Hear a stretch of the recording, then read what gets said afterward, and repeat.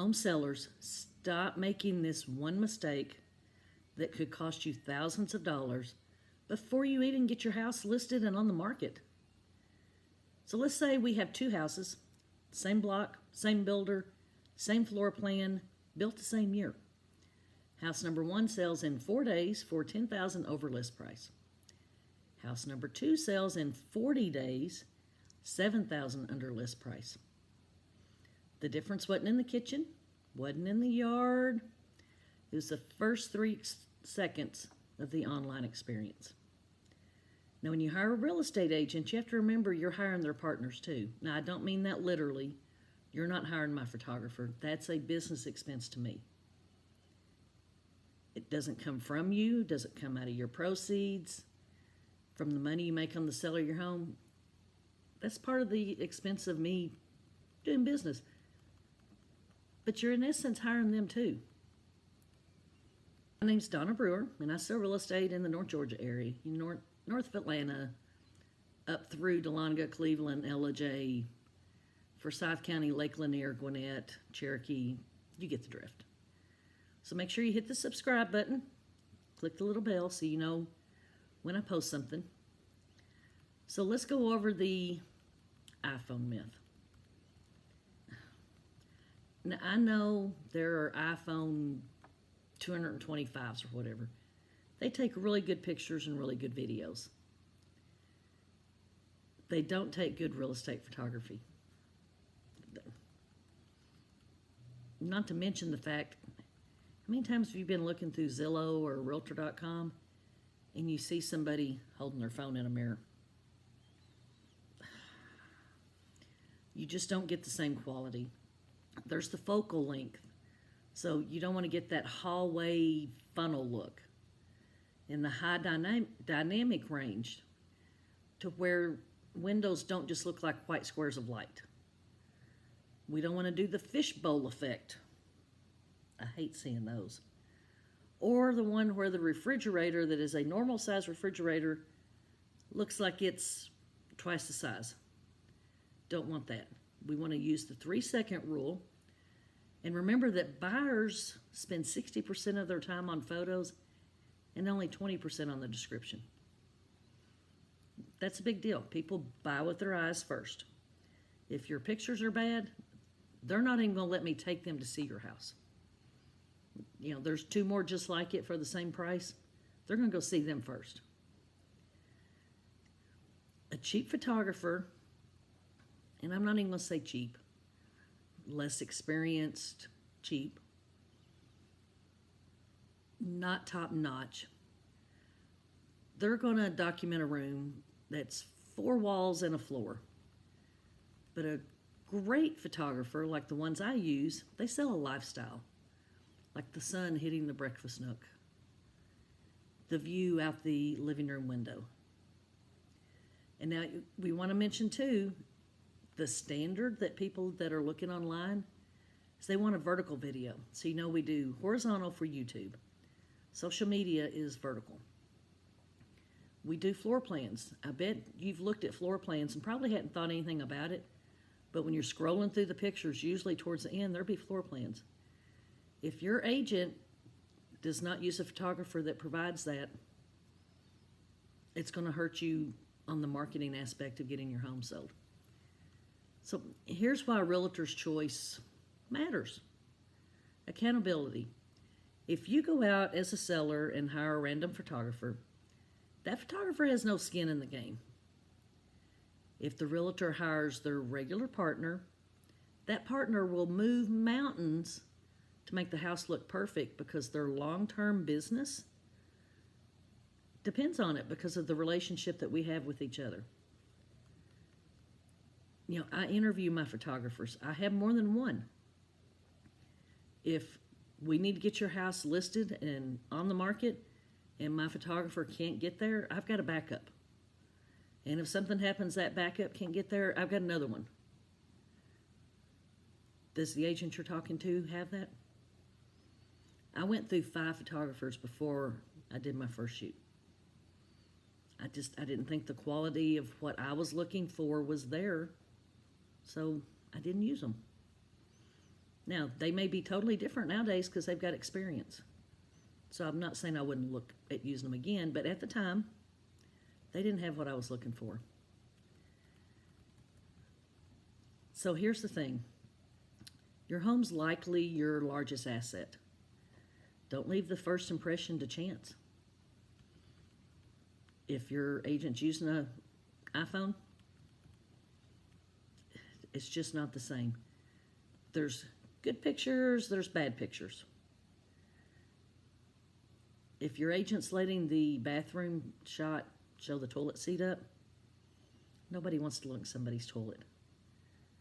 A good real estate agent and a good real estate photographer will know, make sure that lid's down. Make sure the trash cans are out. Now, it's been proven listings with a professional photographer, they sell about 30 to 32% faster. That's money in your pocket because you're not having to make another mortgage payment, utility payments. That's money in your pocket. Properties with high quality visuals, they can see an increase in price from $3,000 to $10,000, depending on what price bracket you're in, of course. Every week that you're on the market, not sold, it's another mortgage payment, like I said, utility bill, tax accrual, all the things. So here's what I want you to do. Save this video so when you're interviewing real estate agents, you can ask them these questions. These questions I can answer just like that. If the one you're interviewing can't do that, that's a problem. Don't ask them these questions on the phone. Wait until they're sitting in your kitchen at the kitchen table. That's kitchen or dining room tables where I like to do all of my listing appointments. It makes everybody a little more comfortable. So you wait until they get there, and then you ask them these questions. Number one, do you have a photographer all the time that you use that understands real estate photography? Why is real estate photography important? We're trying to capture the lifestyle that someone can live in this home. Wedding photographers do a beautiful job at what they do. Portrait photographers do a beautiful job at what they do. That's different from real estate photography. I probably wouldn't ask a real estate photographer to do my wedding unless I know they'd done weddings before. So there's that. Then I want you to ask them, can you show me their website, the photographer's website, and the photographer's social media? Especially the social media, because you're going to see behind the scenes. You're going to see what they do to shoot that house. What happens if that photographer isn't available when we need them? Like I say, I have backups. Do they have backups, or do they have just one that they've used? What happens if it rains? Now, there is a technology called blue sky photography. A real estate photographer can make the sky look blue when it's raining. We can do wonders with photography nowadays. My goal is to make your house look the best it can look and still look like your house. If you deceive the buyers when they come in with a sour taste in their mouth, and I don't want my buyers starting out like that. So what happens if it rains? Now, if it's a monsoon, a thunderstorm, might have to cancel it and come back the next day. But ask them what their photographer does. Do they use a drone? Drones are a must-have nowadays. A real estate photographer has to be licensed to use a drone. So you want to make sure they're hiring a photographer that uses a drone and is licensed. Do they do vertical videos? That's part of my marketing when I've got your house listed. Yes, I can go in and shoot my own videos. Having theirs is much higher quality. They can also mic me up and I can do a walkthrough. I can send you the videos and you can post it on your own social media. Make sure they do the vertical videos. How long after the pictures are done before your agent gets them back? I've had some agents tell me it can take them 6-7 days. Mine get them back to me 24 to 48 hours, quality photos and videos.